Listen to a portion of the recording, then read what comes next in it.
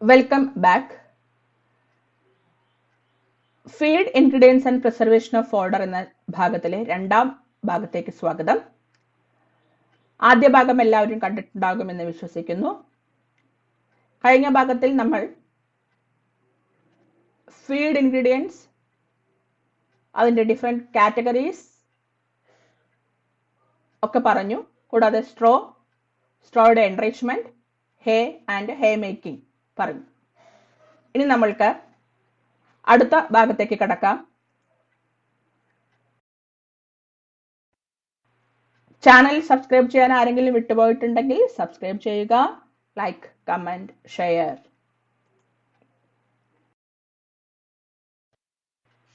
ഈ ഒരു ഭാഗത്ത് നമ്മൾ സാക്കുലന്റ് റഫേജുകളെ പറ്റിയാണ് കൂടുതൽ അറിയാൻ പോകുന്നത്. കഴിഞ്ഞ ക്ലാസ്സിൽ ഡ്രൈ റഫേജുകൾ ആയിട്ടുള്ള സ്ട്രോയും ഹേയും നമ്മൾ പഠിച്ചു കഴിഞ്ഞു. എന്താണ് ഡ്രൈ റഫേജ് എന്ന് ഓർമ്മയുണ്ടോ?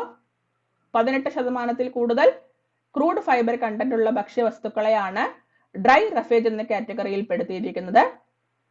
സാക്കുലന്റ് റഫേജിൽ പ്രധാനമായിട്ടും ഗ്രീൻ ഫോഡേഴ്സും കൂടാതെ സൈലേജുമാണ് വരുന്നത്. ഗ്രീൻ ഫോഡേഴ്സും സൈലേജുമാണ് സാക്കുലന്റ് റഫേജിൽ വരുന്നത്. ഡ്രൈ റഫേജിൽ ഉണക്കിയ ഭക്ഷ്യവിഭവമാണെങ്കിൽ ഇവിടെ ഉണക്കാതെ പച്ചയ്ക്ക് തന്നെയാണ് ഭക്ഷ്യവിഭവമായിട്ട് ഉപയോഗിക്കുന്നത്. ഗ്രീൻ ഫോഡേഴ്സിനെ രണ്ട് വിഭാഗമാക്കി തിരിച്ചിരിക്കുന്നു: ലെഗ്യൂമിനസ് ഫോഡറും നോൺ ലെഗ്യൂമിനസ് ഫോഡർ എന്നും.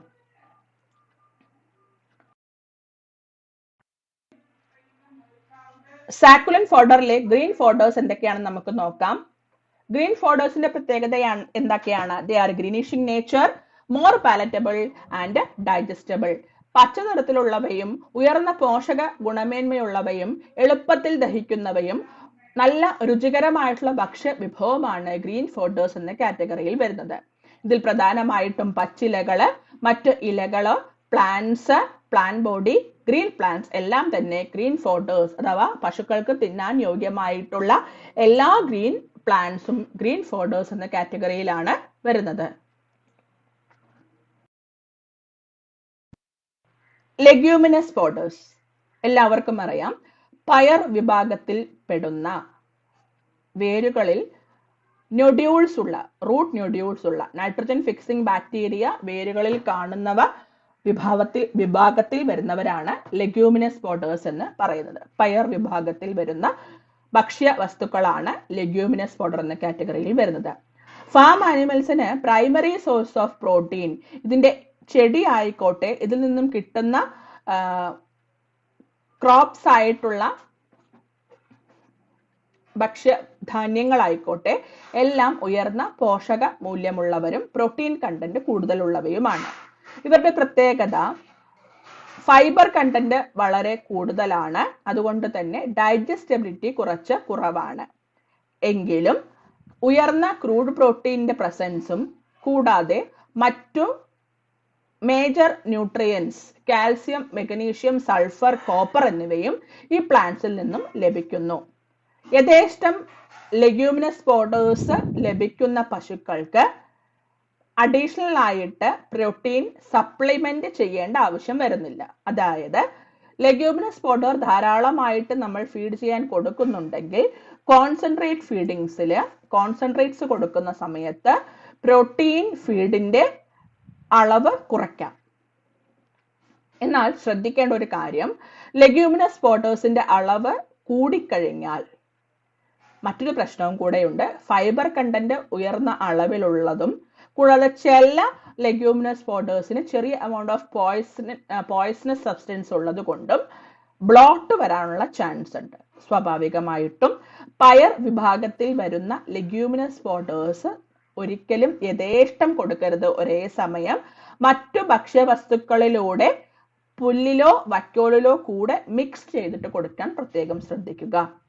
ലെഗ്യൂമിനസ് ഫോഡേഴ്സിന് ഉദാഹരണമാണ് കൗപ്പി പയർജടി, ഡെസ്മോഡിയം, സ്റ്റൈലോസാന്തസ്, സുബാബുൾ, സോയാബീൻ എന്നിവ ലെഗ്യൂമിനസ് ഫോഡേഴ്സിന് ഉദാഹരണമാണ്. പശുക്കളെ വളർത്തുന്ന സമയത്ത് നമ്മുടെ ഫാമിന് ചുറ്റും തണൽ മരമായിട്ടും മണ്ണൊലിപ്പ് തടയാനും ഒക്കെ നമുക്ക് ഉപയോഗിക്കാവുന്ന ഒരു ലെഗ്യൂമിനസ് ഫോഡർ ട്രീ ആണ് സുബാബൂൾ എന്ന് പറയുന്നത്. ബബൂൽ എന്നൊക്കെ നോർത്ത് ഇന്ത്യയിൽ പറയുന്ന ഒരു ചെടിയാണ്. പീലിവാഗ എന്ന കാറ്റഗറിയിൽ വരുന്ന ഒരു ചെടിയാണ് സുബാബൂൾ എന്ന് പറയുന്നത്. നല്ല ആഴമുള്ള ഡീപ്പ് റൂട്ടഡ് ആയിട്ടുള്ള ഒരു ലെഗ്യൂമിനസ് ഫോഡർ ട്രീ ആണ് സുബാബൂൾ എന്ന് പറയുന്നത്. നമ്മൾ പറഞ്ഞ പോലെ തന്നെ സോയിൽ എറോഷൻ തടയാനും ബോർഡർ പ്ലാന്റ് ആയിട്ടും ഒക്കെ നമുക്ക് സുബാബൂളിനെ വളർത്തിയെടുക്കാം. കൂടെ നമ്മുടെ പശുക്കൾക്ക് കഴിക്കാനും കൊടുക്കാം. ഇത് പ്രത്യേകം ശ്രദ്ധിക്കേണ്ട ഒരു കാര്യം, ഇത് മിമോസേസിയെ എന്ന് പറയുന്ന ഒരു പി ഫാമിലിയിൽ വരുന്ന ഒരു പ്ലാന്റ് ആയതിനാൽ മിമോസിൻ എന്ന് പറയുന്ന ഒരു പോയിസണസ് ടോക്സിക് സബ്സ്റ്റൻസ് ഇവരുടെ ഇലയിലുണ്ട്. സ്വാഭാവികമായിട്ടും അളവിൽ കൂടുതൽ കഴിച്ചു കഴിഞ്ഞാൽ അത് ടോക്സിക് ആയി മാറാനും പശുവിന് ദോഷം ചെയ്യാനും സാധ്യതയുണ്ട്. അതുകൊണ്ട് തന്നെ മറ്റു ഗ്രീൻ ഫോഡേഴ്സിന്റെ ഒപ്പം മിക്സ് ചെയ്തിട്ട് വേണം നമ്മൾ സുബാബൂൾ ഇല കൊടുക്കാനായിട്ട്. അപ്പൊ സുബാബൂൾ ഓർത്ത് വെക്കുക. ഇതിൽ അടങ്ങിയിരിക്കുന്ന പോയിസൺ എപ്പോഴും പരീക്ഷയ്ക്ക് ചോദിക്കും. മിമോസിൻ എന്ന ടോക്സിക് സബ്സ്റ്റൻസ് ആണ് സുബാബൂൾ എന്ന് പറയുന്ന ഇലയിൽ ഉള്ളത്. അടുത്ത പ്രധാനപ്പെട്ട ഒരു ലെഗ്യൂമിനസ് ഫോഡർ ആണ് സാധാരണഗതിയിൽ പശുക്കൾക്ക് കൊടുക്കുന്നത് കൗപ്പി. എല്ലാവർക്കും അറിയാമല്ലോ, വെള്ളപ്പയർ എന്നൊക്കെ നമ്മൾ വിളിക്കുന്ന, പല സ്ഥലങ്ങളിൽ ഇതിന് പല പേരിലാണ് അറിയപ്പെടുന്നത്. വൻപയർ എന്നൊക്കെ വിളിക്കില്ല, വൻപയർ അല്ല, അതിൻ്റെ ഒരു വൈറ്റ് കളർ പയർ തരുന്ന കൗപ്പി എന്നൊക്കെ വിളിക്കുന്ന വൻപയറിന്റെ വിഭാഗത്തിൽ വരുന്നവരാണ് കൗപ്പി പയർ. ഇതും ഒരു ലെഗ്യൂമിനസ് ഫോഡർ ആണ്. സാധാരണഗതിയിൽ തെങ്ങിൻ തോട്ടത്തിലൊക്കെ തെങ്ങിന് വളമായിട്ടും കൂടെ ചെറിയ രീതിയിൽ നമുക്ക് ഇതിൽ നിന്നും പയർ ലഭിക്കുകയും ചെയ്യും. അപ്പൊ രണ്ട് രീതിയിൽ വളർത്താൻ പറ്റിയ ഒരു പ്ലാന്റ് ആണ് കൗപ്പി എന്ന് പറയുന്നത്. മിൽക്ക് പ്രൊഡക്ഷന് വളരെ ഇമ്പോർട്ടൻ്റ് ആയിട്ടുള്ള ഒരു സപ്ലിമെന്റ് ആയിട്ട് നമുക്ക് കൗപ്പിയെ ഉപയോഗിക്കാം. ഒരു ദിവസം 5 കിലോ എന്ന കണക്കിന് കൗപ്പി പ്ലാന്റ് കൊടുക്കുകയാണെങ്കിൽ മറ്റു കോൺസെൻട്രേറ്റ്സ് ഒന്നും തന്നെ നമുക്ക് കൊടുക്കേണ്ടി വരുന്നില്ല. കൗപ്പി യഥേഷ്ടം ലഭിക്കുകയാണെങ്കിൽ ഗ്രോത്തിനും കൂടാതെ മിൽക്ക് പ്രൊഡക്ഷനും ഒരേപോലെ നമുക്ക് ഉപയോഗിക്കാൻ പറ്റിയ ഒരു ഭക്ഷ്യ വിഭവമാണ് കൗപ്പി പ്ലാന്റ് എന്ന് പറയുന്നത്.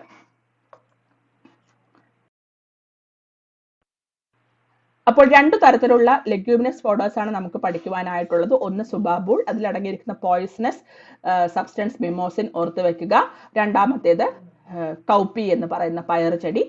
അടുത്തതായിട്ട് നോൺ ലെഗ്യൂമിനസ് ഫോഡേഴ്സ് ആണ് നമുക്ക് ഇനി പഠിക്കാനുള്ളത്. നോൺ ലെഗ്യൂമിനസ് ഫോഡേഴ്സിന്റെ പ്രത്യേകത, നമ്മൾ compare to leguminous fodder protein content കുറവാണ്, എന്നാൽ യഥേഷ്ടം ഫൈബർ ഇതിൽ അടങ്ങിയിട്ടുണ്ട്. കൂടാതെ ഫ്രൂട്ട് ഫൈബറും ധാരാളം ഉണ്ട്. നോൺ ലെഗ്യൂമിനസ് ഫോഡേഴ്സിൽ പ്രധാനമായിട്ടും വരുന്നത് പുല്ലുകളും സീരിയൽ ഫോഡർ ക്രോപ്സുമാണ്.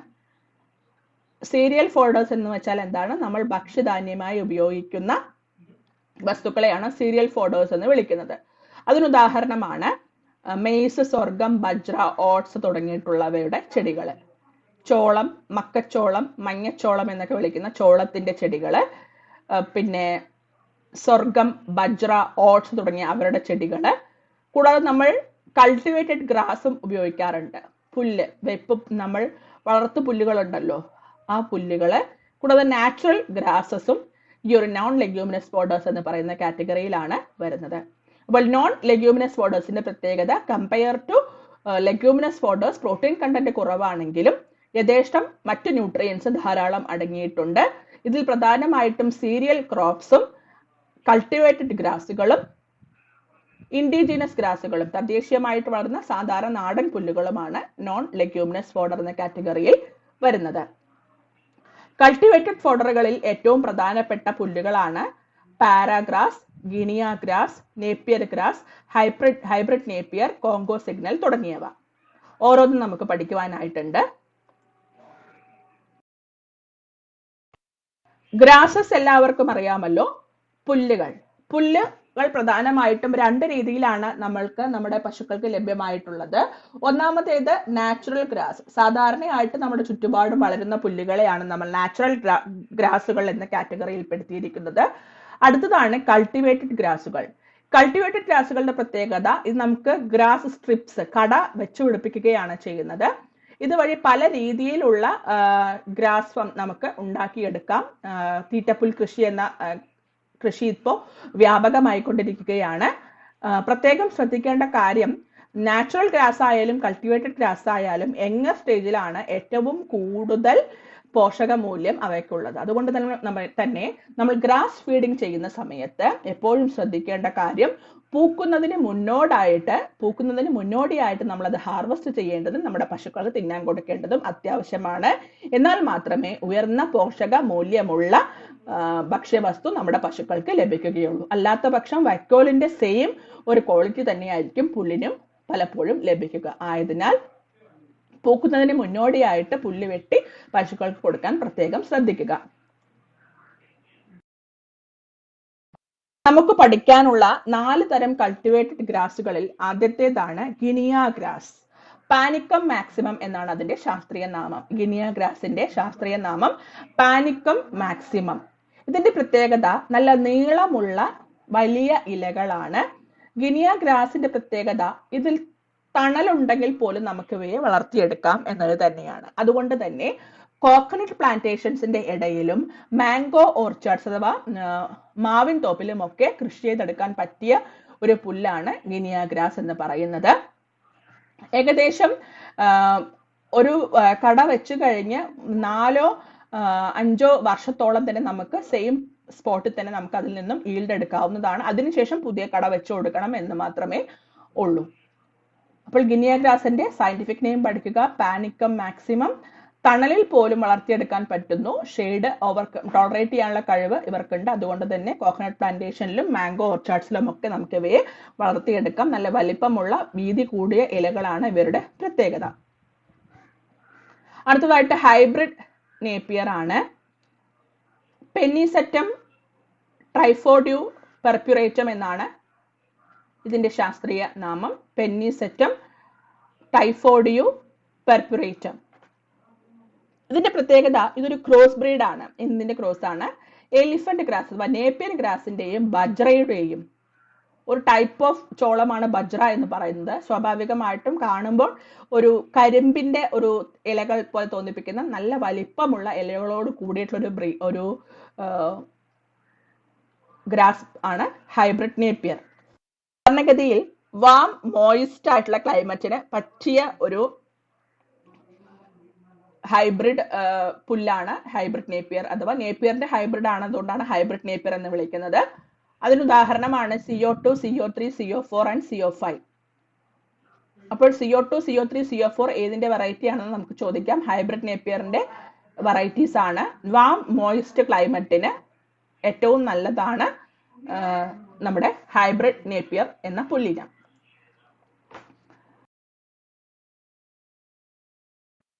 അടുത്ത പ്രധാനപ്പെട്ട ഒരു പുല്ലിനമാണ് പാരാഗ്രാസ്. ബ്രാക്യാറിയ മ്യൂട്ടിക്ക. ബ്രാക്യാറിയ മ്യൂട്ടിക്ക എന്ന ശാസ്ത്രീയ നാമത്തിൽ അറിയപ്പെടുന്നു. സ്വദേശം ബ്രസീലാണ്. എന്നാൽ നമ്മുടെ നാട്ടിലേക്ക് ഹോട്ട് ഹ്യൂമിഡ് കണ്ടീഷൻസിലും അതേപോലെ തന്നെ ഒരുപാട് വെള്ളക്കെട്ടുള്ള സ്ഥലത്തും വളർത്താൻ പറ്റിയ എവിടെയും വളരുന്ന ഒരു പുല്ലാണ് പാരാഗ്രാഫ്.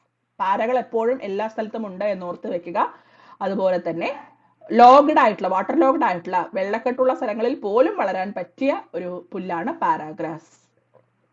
പലപ്പോഴും PSC പരീക്ഷയ്ക്ക് ചോദിച്ചിട്ടുള്ള ഒരു ചോദ്യമാണ്. വാട്ടർ ലോഗ്ഡ് കണ്ടീഷൻസിലും വളർത്താൻ പറ്റിയ പുല്ലിനം പാരാഗ്രാസ് ആണ്.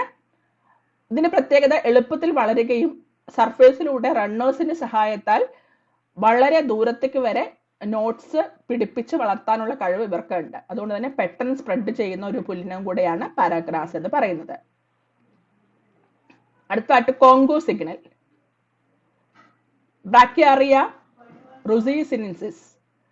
ബ്രാക്യാറിയ റുസിസിനൻസിസ്. ഇതിന്റെ പ്രത്യേകത നല്ല കൂർത്ത പോയിന്റഡ് ആയിട്ടുള്ള ലീവ്സ്. ഇതിൽ ചെറിയ ചെറിയ രോമം പോലെ നമുക്ക് കാണാൻ പറ്റും. സോയിൽ കൺസർവേഷനും അത് കൂടാതെ മേങ്ങി നടക്കാനും പറ്റിയ പുൽത്തകിടികൾക്ക് ആവശ്യമായിട്ടുള്ളൊരു ഇനമാണ് കോങ്കോ സിഗ്നൽ എന്ന് പറയുന്നത്. വാട്ടർ ലോഗിങ് ഒരിക്കലും ടോളറേറ്റ് ചെയ്യാത്ത എന്നാൽ തണൽ ഇഷ്ടപ്പെടുന്നവരാണ്. അതുകൊണ്ട് തന്നെ കോക്കനട്ട് ഗാർഡൻസിൽ ഇന്റർ ക്രോപ്പിങ്ങിന് പറ്റിയിട്ടുള്ള ഒരു പുല്ലിനമാണ് കോങ്കോ സിഗ്നൽ. ഇതിൽ എപ്പോഴും ചോദിച്ചിരിക്കുന്ന ചോദ്യം പാരാഗ്രാഫ്സ് ആണ്. പിന്നെ ചോദിച്ചിട്ടുള്ളത് CO2, CO1, CO2, CO3 അത് ഏത് ഇനത്തിൽപ്പെട്ട പുല്ലാണ് എന്നുള്ളതാണ്. അപ്പൊ രണ്ടും ഓർത്ത് വെക്കുക.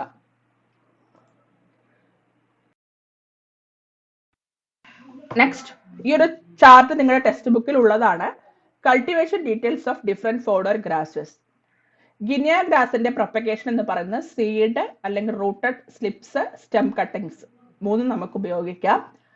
ടോളറൻസ് എന്ന് പറയുന്നത് ഫ്രോസ്റ്റ്, ഡ്രോട്ട്, വാട്ടർ ലോഗിങ്. തണുപ്പിനെയും, ഡ്രോട്ട് എന്ന് പറഞ്ഞാൽ എന്താണ്, കനത്ത വരൾച്ചയെയും, വാട്ടർ ലോഗിങ് വെള്ളക്കെട്ടിനെയും ടോളറേറ്റ് ചെയ്യാനുള്ള കഴിവ് നോക്കുന്ന സമയത്ത് ഡ്രോട്ടിനെയും വാട്ടർ ലോഗിങ്ങിനെയും ഒരു പരിധി വരെ ടോളറേറ്റ് ചെയ്യാൻ കഴിവുള്ളവരാണ് ഗിനിയ ഗ്രാസുകൾ. ഒരു ഹെക്ടറിൽ 80 മുതൽ 100 കിലോഗ്രാം ടൺസ് നമുക്ക് ഇവയിൽ നിന്ന് ലഭിക്കുന്നു. പാരാഗ്രാസ്, സീഡ്സും സ്റ്റെം കട്ടിങ്സും നമുക്ക് ഉപയോഗിക്കാം.